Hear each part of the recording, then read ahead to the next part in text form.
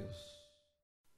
Então, irmãos, mas para que você possa começar a entender algumas coisas, nós precisamos voltar na palavra.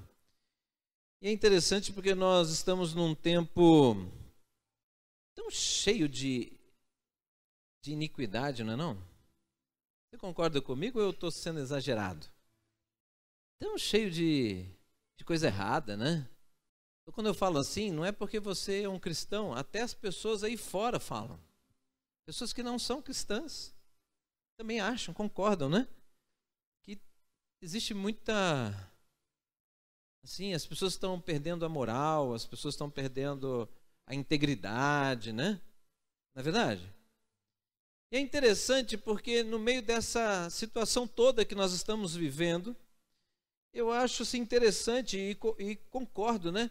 Porque aí Deus vem e chama a igreja, neste momento, Deus chama a igreja à santificação. Mas as pessoas estão dando tudo torto.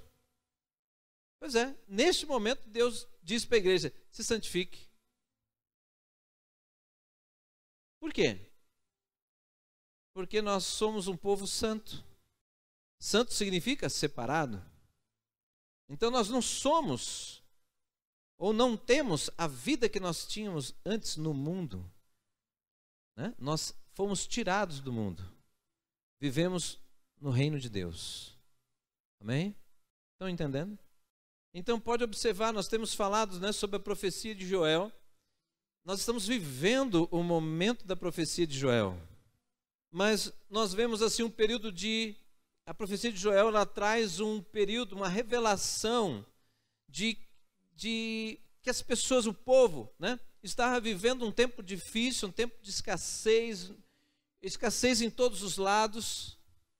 E a profecia, ela traz a revelação, o porquê dessa escassez. O porquê das dificuldades. O porquê dos problemas. O porquê da falta da colheita.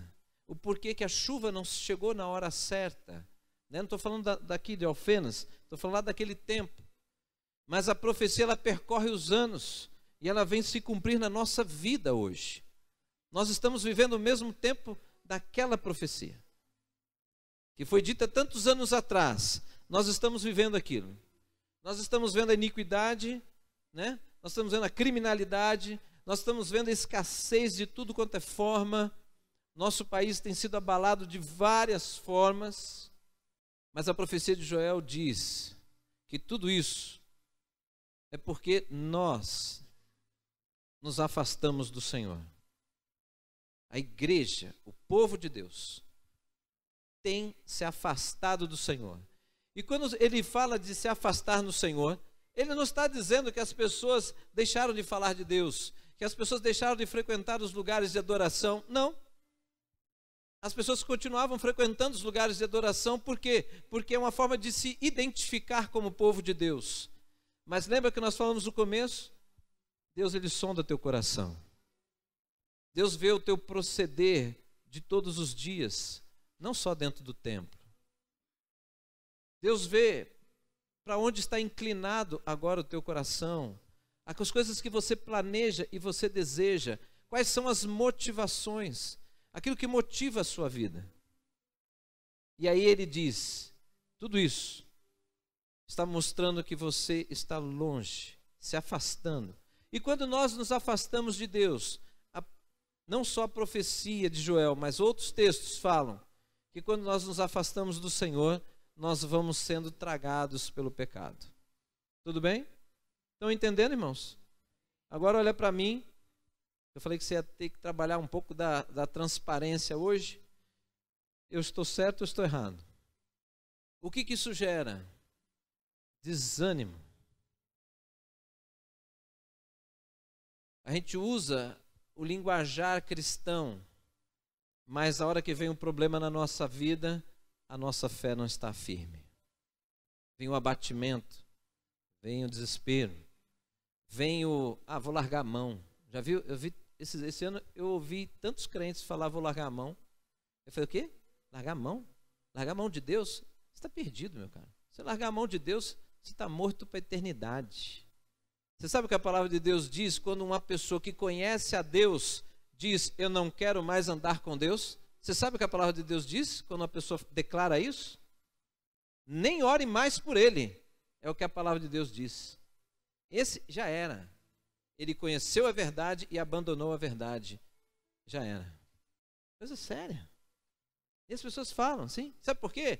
Não é porque é maldade, não. É porque a pessoa não conhece mais a Deus. Esqueceu de quem é Deus. Mas nós estamos sofrendo. Aí você me diz aqui, eu quero ouvir você. Nós estamos sofrendo as consequências de um povo chamado povo de Deus, que tem se afastado lentamente da presença de Deus. Nós estamos colhendo as consequências disso, de andar falando de Deus, mas o coração longe dele. Nós temos vivido a consequência disso. Hoje, muitos querem defender a sua causa. Eu vejo pelo Facebook, pessoas defendendo as suas causas, chorando as suas mazelas, contando para o mundo os seus problemas. E tem um Deus tão próximo, que diz, compartilhe os seus problemas comigo. Ele não compartilha, mas ele compartilha com quem vai rir dele, fazer algum comentário, dar uma curtida, alguma coisa assim. Isso vai mostrando o quanto que nós estamos confiando mais nos homens do que em Deus. Essa noite eu não estou aqui para apontar o seu pecado. Eu estou aqui trazendo algumas coisas ao nosso entendimento, para que você possa reconhecer se existe essas coisas em você. E você ter a oportunidade de falar, não é essa vida que Deus me chamou para ter. Né? E ter a oportunidade do conserto. Porque sem conserto não tem perdão. Né? Sem conserto não tem perdão. Então, como nós temos comentado muito sobre a profecia de Joel, eu espero que toda a igreja já tenha lido. Porque se você não leu, eu não entendi por que não leu. Mas você deveria ter lido e já está entendendo as coisas que eu estou falando aqui. Mas vamos caminhando um pouquinho mais. Por que os pastores estão aqui? Porque nós vemos Deus chamando a igreja, neste momento da história, chamando a igreja, você é diferente, você é um povo santo, eu separei você.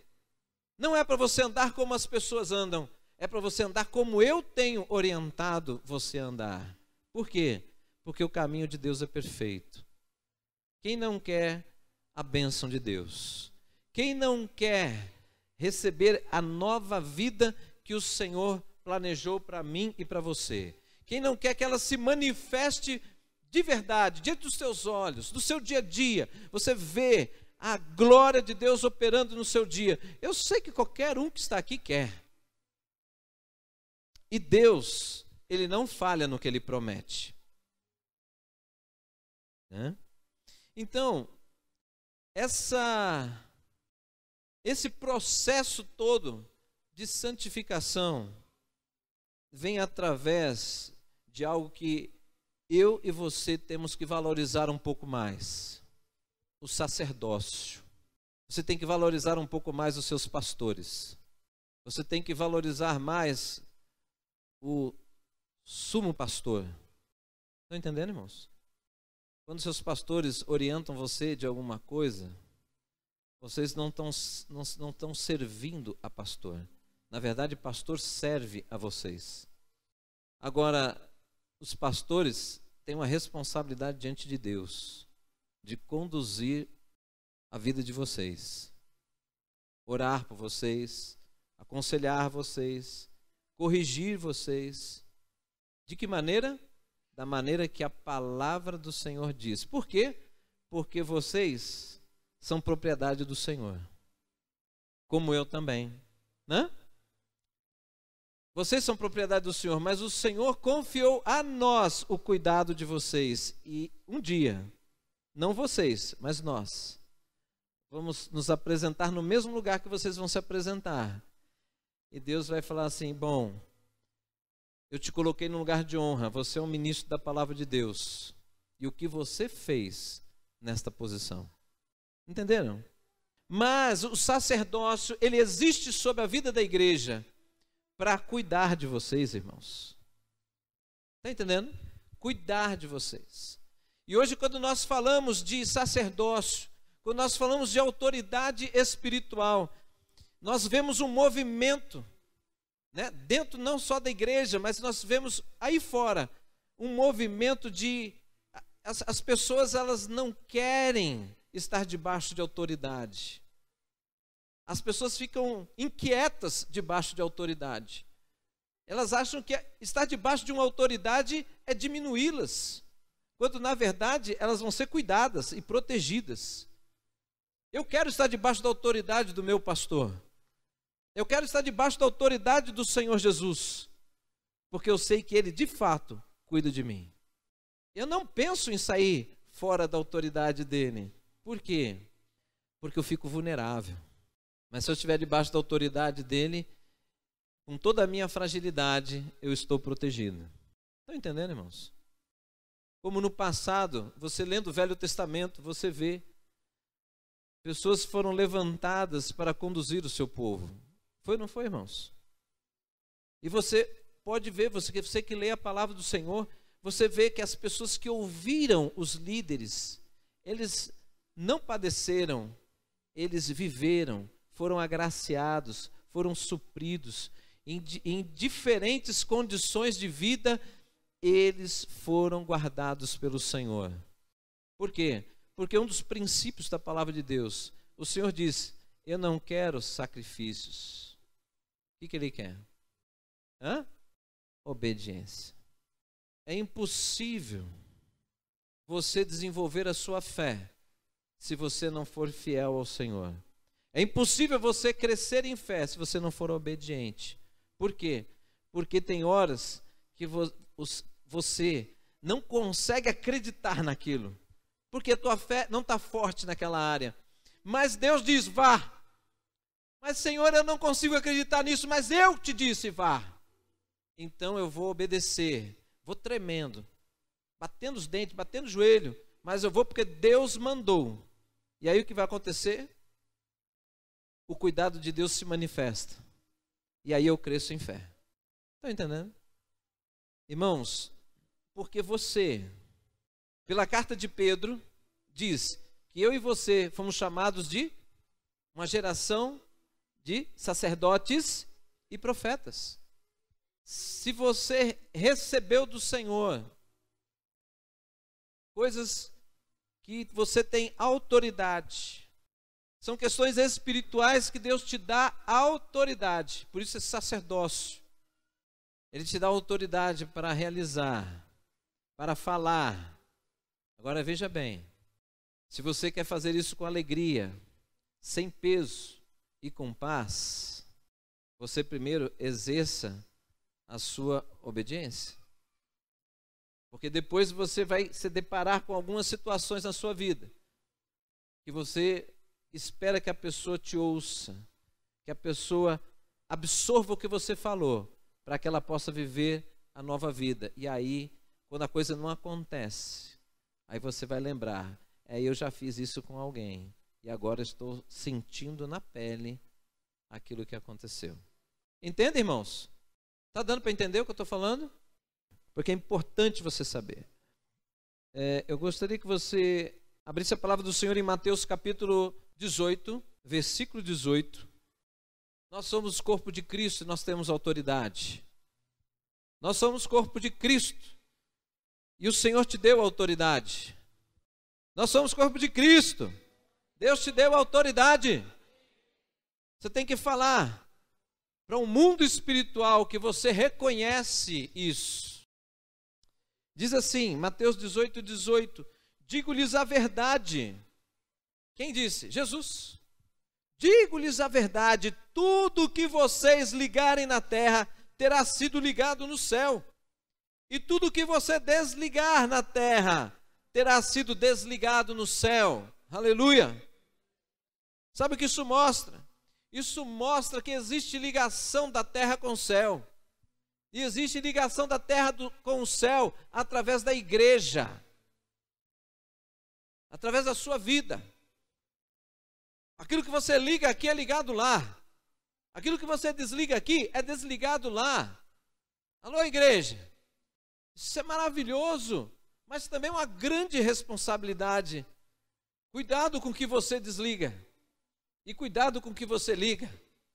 Então é tempo de nós voltarmos à palavra e amadurecermos em princípios que são fundamentais para que a igreja possa fazer a diferença neste momento tão complicado que não é o Brasil, o mundo está passando. Isso é profético, está acontecendo. Pastor, não adianta você orar para que haja paz no mundo. Não é por aí, não é essa a oração. Não adianta você também pedir para Deus te tirar desse mundo. Porque quando você faz esse tipo de oração, ele fala assim, tem que viver um pouco mais, ele não entendeu ainda. Vai ter que viver mais, né? Então peça bem atenção, guarda isso. Se o Senhor Jesus disse que o que a igreja liga na terra é ligado no céu, e o que a igreja desliga na terra é desligado no céu, é uma das manifestações de sacerdócio. Isso deixa muito claro que aqui, este corpo de Cristo, unido, tem um poder, nós temos um poder que nem imaginamos.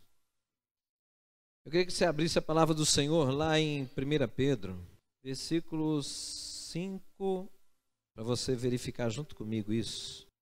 Vocês também estão sendo utilizados como pedras vivas na edificação de uma casa espiritual, para serem sacerdócio santo, oferecendo sacrifícios espirituais aceitáveis a Deus por meio de Jesus Cristo. Pois assim é dito na Escritura, eis que ponho em Sião uma pedra angular escolhida e preciosa, e aquele que nela confia jamais será envergonhado. Portanto, para vocês, os que creem, esta pedra é preciosa, mas para os que não creem, a pedra que os construtores rejeitaram tornou-se a pedra angular. Então, irmãos, quando fala de sacrifícios, Deus não está esperando que você faça penitência, jejum de uma semana, nada disso. Mas quando se fala de sacrifícios espirituais, neste momento eu quero falar sobre aquilo que nós estamos trabalhando nesta noite. Nós precisamos entender que a vida com Deus é uma vida determinada por Deus, não por você. O padrão desta vida é determinado por Deus, não é pelo homem. Não é o teu estilo, não é o teu gosto, é a vontade do Senhor que é boa, perfeita e agradável. O cidadão do céu, ele tem um padrão. E esse padrão é estabelecido por alguém chamado Senhor dos céus e da terra. Ele estabeleceu isso e isso é imutável. É imutável, não sofre nenhuma variação. Já está determinado pela palavra do Senhor. E já é um decreto que você lê, entende e vive. Ou não. Quando fala de sacrifício, Deus está te chamando, querido, a você entender. Porque Ele entende que você passa por lutas. Ele entende que você passa por desejos. Mas existe a palavra de Deus que é o filtro que revela o seguinte: você tem esse desejo, você pode vivê-lo ou não. Por quê? Porque existe um padrão para ir morar no céu. Não é de qualquer jeito. E se alguém está dizendo para você que é, ele está te enganando. Porque a palavra do Senhor diz que existe um padrão do cidadão do céu. E nós estamos sendo trabalhados dia após dia. Por isso que esses sacrifícios espirituais, mas também você pode pegar o sacrifício vivo, santo, agradável a Deus, né? O culto racional. Estão entendendo, irmãos? Deus sabe que você tem luta, mas você não pode começar, tem que tirar agora da sua mente, do seu vocabulário. Ah, mas Deus sabe que eu lutei. Não, não existe isso. Se você pecou, você tem que reconhecer o seu pecado E você tem que, segundo a palavra de Deus, entender que o pecado te afasta de Deus. O quanto que você quer Deus? O pecado te afasta de Deus. Então você imediatamente, não, Senhor, eu não quero isso na minha vida. Aí você pede perdão ao Senhor e continua fazendo a mesma coisa? Não. Você pede perdão a Deus e fala: Senhor, me ajude. Porque esse pecado faz parte da minha vida, do velho homem. Mas o Senhor me aceitou da maneira que eu sou. Mas o Senhor disse que me aceitou da maneira que eu sou para me transformar. O Senhor tem poder para transformar o homem através do teu Espírito, através da tua palavra. Senhor, eu quero ser um exemplo vivo nesta terra, de um homem transformado, de uma mulher transformada, de um jovem que vive uma geração numa imundície tremenda. Eu quero ser diferença, eu quero mostrar para eles que vale a pena estar limpo na tua presença.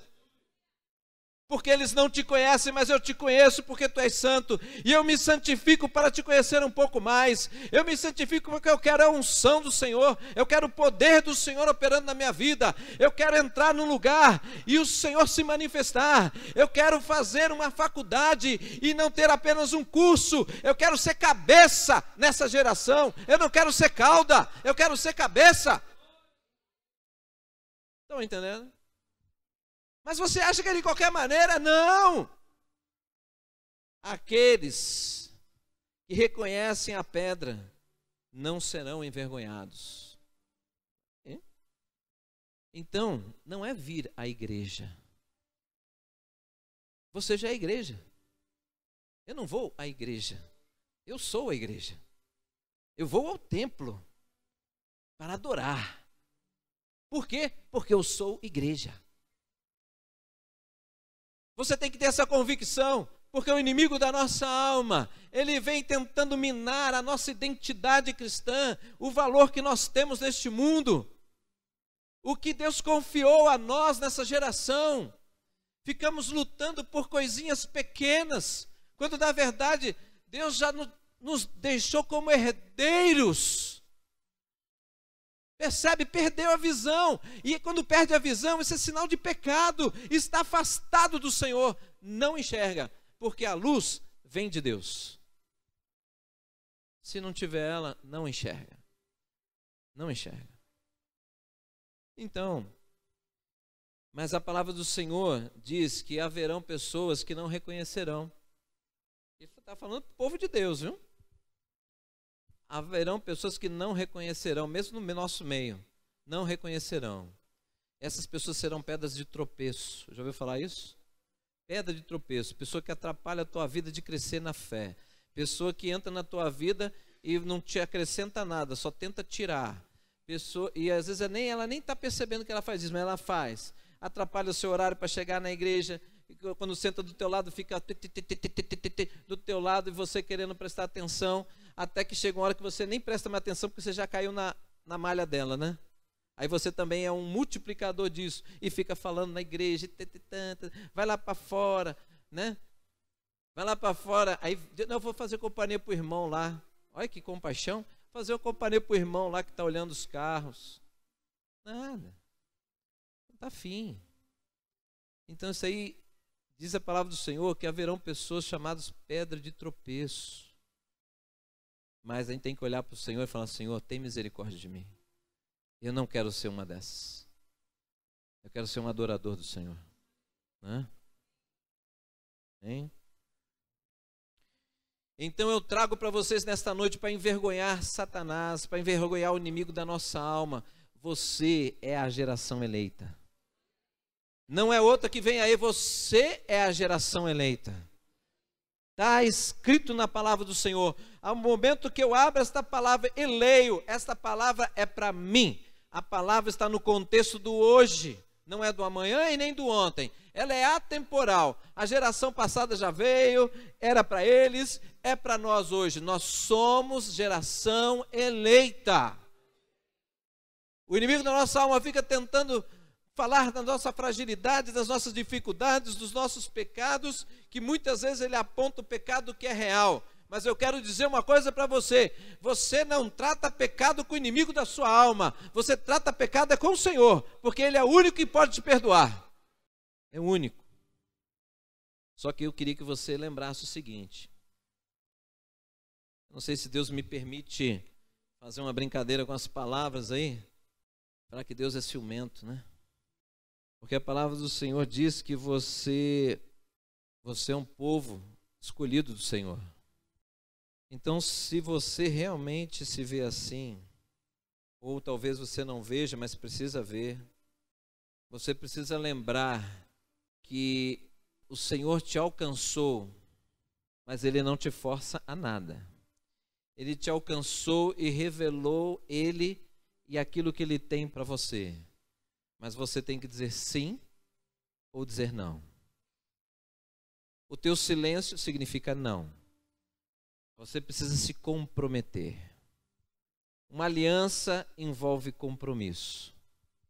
Não existe aliança sem compromisso. Existe um engano, mas aliança tem compromisso. Você pode falar que você tem compromisso, mas se a sua conduta não é condizente com o que você fala, Deus já sondou o seu coração e entendeu que a sua boca está falando uma coisa, mas o teu coração ainda está longe de ter aliança com Ele. Se isso está acontecendo, hoje é noite de você poder se arrepender. E é noite de você falar: Senhor, eu sei que quem não tem aliança com o Senhor não está salvo. Senhor, eu quero ter aliança com o Senhor, porque eu quero a salvação que só o Senhor pode dar, né? Eu quero. Então, quando você lembra de compromisso, se lembra de fidelidade. O padrão de aliança é o Senhor que estabeleceu. Não é do teu jeito, nem do meu. É do jeito do Senhor. Você quer, é do jeito que Deus diz. Não quer, fazer o quê? A palavra do Senhor diz que nem todos serão salvos. Mas para ser salvo, tem que andar em aliança com o Senhor. Entendem isso, irmãos? Faz sentido o que eu estou falando para vocês? Mas essa aliança é revelada no dia a dia, irmão. Quando você não está afim de ler Bíblia, mas você lembra que nem só de pão viverá o homem, mas de toda palavra que procede da boca de Deus, você vai para a palavra. Quando você não está muito afim de orar, mas aí você lembra que orar é falar com Deus, estabelece relacionamento com Deus. Então, não, eu não estou afim, mas é alguma coisa estranha que está acontecendo comigo. Mas eu vou porque eu quero estar na presença de Deus. Quem é que assume a direção? Não é mais o seu eu, não é mais a sua vontade humana, mas é o despertar do Espírito Santo de Deus na sua vida, que você vai dar lugar. Você vai permitir que Ele vá te levando para essa nova vida maravilhosa. Tá? Então, nós oramos aqui, nós pastores, em vários momentos nós choramos por vocês. E quando eu falo chorar, é chorar mesmo. Não é chorar de raiva, irmãos. É chorar por ver tantas coisas que Deus tem para nós e ainda nós não estamos vivendo essas tantas porque nos afastamos do Senhor.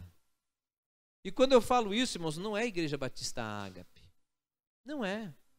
Talvez você esteja aqui, tem alguém da Assembleia e eu acho que você vai concordar comigo. Talvez tenha alguém aqui da Presbiteriana e você vai concordar comigo, porque esta palavra profética não foi escrita para a Igreja Batista Ágape, ela foi escrita para o povo de Deus. Então eu não preciso ir nas outras igrejas para saber exatamente como está, porque Deus fala através da sua palavra. É só perguntar. Mas a gente ouve os pastores. Os pastores estão angustiados, temos falado aqui, pastores angustiados, abandonando seminários, mas estão abandonando seus ministérios porque é frustração. Prega e o povo não reage. Então nós temos às vezes chorado na presença do Senhor porque é difícil, irmãos. É difícil a gente ver as maravilhas de Deus, que Deus preparou para cada um de nós, e a gente vê o povo indo para outro lado. O povo não valorizando, o povo não entendendo, o povo às vezes afrontando a autoridade que Deus colocou sobre nós, e não é batendo de frente que se resolve. Aí o que a gente tem feito? Orado, né? Então, recentemente nós fizemos um tempo de oração aqui, levantamos um clamor a Deus, né? Foi na sexta-feira, levantamos um clamor a Deus, saímos lá conforme a palavra de Deus diz, que os sacerdotes deviam chorar e clamar ao Senhor desde o pórtico do templo até o altar, desde a entrada lá até aqui. Fizemos isso, oramos, confessamos os nossos pecados em relação à igreja, tudo isso fizemos conforme a palavra do Senhor. Por isso que o texto bíblico, é que eu estou tão preocupado, eu sei que não deveria me preocupar com isso, mas eu estou preocupado com o horário. Eu não vou ficar citando muito o texto bíblico, mas depois você leia lá Joel. O texto bíblico fala da vide que secou, né? Você sabe o que representa a videira? Representa a igreja. Então na profecia está dizendo que a igreja está secando. A igreja existe, ela cresce em número, mas as pessoas estão sem vida, né? Mas com todo aquele conserto que nós estamos falando,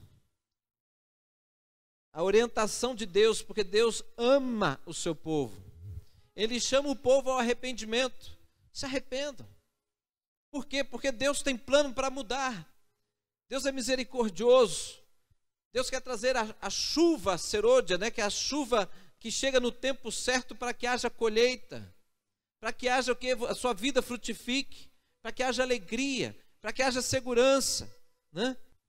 Mas é importante o conserto. Então, eu termino com essa palavra que você lê lá em Apocalipse, capítulo 3, a partir do verso 15. Conheço as suas obras, sei que você não é frio nem quente. Melhor seria que você fosse frio ou quente. Assim, porque você é morno, não é frio nem quente, estou a ponto de vomitá-lo da minha boca. Palavra pesada.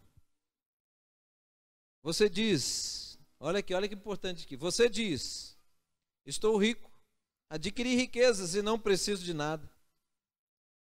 Não reconhece, porém, que é miserável, digno de compaixão, pobre, cego e que está nu. Dou-lhe este conselho: compre de mim ouro refinado no fogo, e você se tornará rico. Compre roupas brancas e vista-se para cobrir a sua vergonhosa nudez. E compre colírio para ungir os seus olhos e poder ver, ou enxergar. Repreendo e disciplino aqueles que eu amo. Por isso, seja diligente e arrependa-se. Seja diligente e arrependa-se. Eis que estou à porta e bato. Se alguém ouvir a minha voz e abrir a porta, entrarei e cearei com ele e ele comigo. Aleluia. Irmãos, a palavra ela é forte, mas não é uma palavra de acusação, irmãos. É para que você se veja, porque o conserto traz o arrependimento, e o arrependimento traz o perdão, e o perdão traz a restituição, né? Então talvez nessa noite você precise falar: Senhor, eu sei que o Senhor já está na minha vida, mas eu te deixei só na sala. Na verdade, o Senhor tem que ser dono da minha vida. Dono da minha vida, dono tem liberdade de ir na sala, no banheiro, na cozinha, nos quartos, na varanda, na área de fora. O Senhor, como dono, tem direito de mudar o quarto, a sala, a cozinha, o banheiro. Estão entendendo? Senhor, eu não posso te deixar apenas na sala, porque se o Senhor está na sala, todo o resto da minha vida está escuro. Mas se o Senhor circular livremente na minha vida, a minha vida brilhará a sua glória. Talvez você precise hoje, assim, porque o Senhor está à porta, está querendo bater. Esse culto, Deus quer entrar em cada área da sua vida. Porque se você disse que Ele é o Senhor da tua vida, deixa Ele ser Senhor da tua vida. Não importa para onde Ele vai te levar. Sabe por quê? Porque se Ele te levar para algum outro lugar, com certeza vai ser melhor. Deus não leva para o pior. Deus tira do pior. Amém? Vamos orar? Gostaria que enquanto nós estivéssemos orando por você, você pegue essa palavra. Mais do que ser sincero comigo, você tem que ser com Deus. Senhor, eu reconheço que eu estou perdendo muita coisa porque eu tenho plantado isso. Eu não tenho me envolvido como deveria. Senhor, eu não tenho feito diferença nessa geração porque eu não estou me envolvendo como eu deveria. Mas, Senhor, hoje eu me arrependo disso. Fala com Deus. Enquanto isso, nós vamos estender as mãos sobre a tua vida aqui. Daqui a pouco nós vamos ungir você, mas vamos orar primeiro por você. Para que o Senhor faça. A parte que cabe a Ele fazer, não é do homem, é dele. Amém? Senhor, em nome de Jesus, nós estamos aqui no teu altar, Senhor, como pastores desta igreja. Senhor, o Senhor nos colocou amor por este povo. Nós amamos, Deus, o povo que o Senhor tem confiado a nós. Senhor, nós já acertamos com o Senhor. Nós já também acertamos com esta igreja muitas coisas, Deus, que reconhecemos que fomos falhos com eles. Mas, Deus, nesta noite nós estamos aqui, Senhor, em liberdade na presença do Senhor, como ministro da tua palavra. Sim, Deus, para interceder pelo teu povo, Senhor. Ô Espírito Santo de Deus, abre os céus sobre esta igreja. Abre os céus sobre este povo, Pai. Porque sem o Senhor nada podemos fazer, Deus, mas contigo nós podemos saltar muralhas. Contigo nós podemos desfazer exércitos. Com o Senhor, Deus, nós realmente somos, como Paulo disse, seremos mais do que vencedores. Mas nós precisamos desta multiforme graça, nós precisamos diariamente das tuas misericórdias, nós precisamos do agir, do fortalecimento do Senhor, para que, Deus, o desejo pela santidade cresça nos nossos corações, o desejo de se afastar do que é impuro cresça nos nossos corações, que nós estejamos correndo em tua direção. Espírito de Deus, gera isso no teu povo. Compartilhe o teu coração com o nosso coração, Senhor, em nome de Jesus. Que a dor que o Senhor sente quando nós nos afastamos de Ti, nós possamos sentir no nosso coração. Que nós possamos abominar o pecado como o Senhor abomina, Senhor. Em nome de Jesus. Que haja, Deus, uma disposição consistente e genuína de olhar para o Senhor e dizer: Senhor, a minha vida, ela existe sobre a terra para louvar e glorificar o teu nome. Eu não quero viver para nada mais do que louvar e glorificar o teu nome. Senhor, se o Senhor procura adorador, o Senhor já achou um. Que cada um possa dizer: Senhor, o Senhor procura adorador, o Senhor já achou um. Eu sou um, Deus. Eu sei que sou pecador, eu sei que sou falho, mas o teu Espírito está em mim. Ele está transformando a minha vida a cada dia. Senhor, me ajuda, Senhor. Me ajuda, Deus. Me dá direção, me dá força. Para que o pecado seja destruído na minha vida, Senhor. E a santidade cresça. A abundância do Senhor cresça em nós. E a tua obra cresça. O corpo de Cristo se fortaleça. Porque, Senhor, nós temos um compromisso um com o outro aqui. Quando nós estamos feridos, o corpo está ferido. Quando nós pecamos, o corpo ressente. Nos faz pessoas compromissadas, Deus. Que a seriedade do compromisso que nós temos um com o outro seja um instrumento que me facilite a ficar longe do pecado. Eu não posso mais pensar só em mim mesmo. eu tenho que pensar na igreja do Senhor. Nós somos a igreja do Senhor. Aleluia. Aleluia. Amém? Amém? Vamos dar uma salva de palmas bem gostosa para o Senhor. Aleluia. Glória a ti, Deus. Aleluia. Que o poder de Deus flua sobre a igreja em nome de Jesus. Aleluias. Aleluias.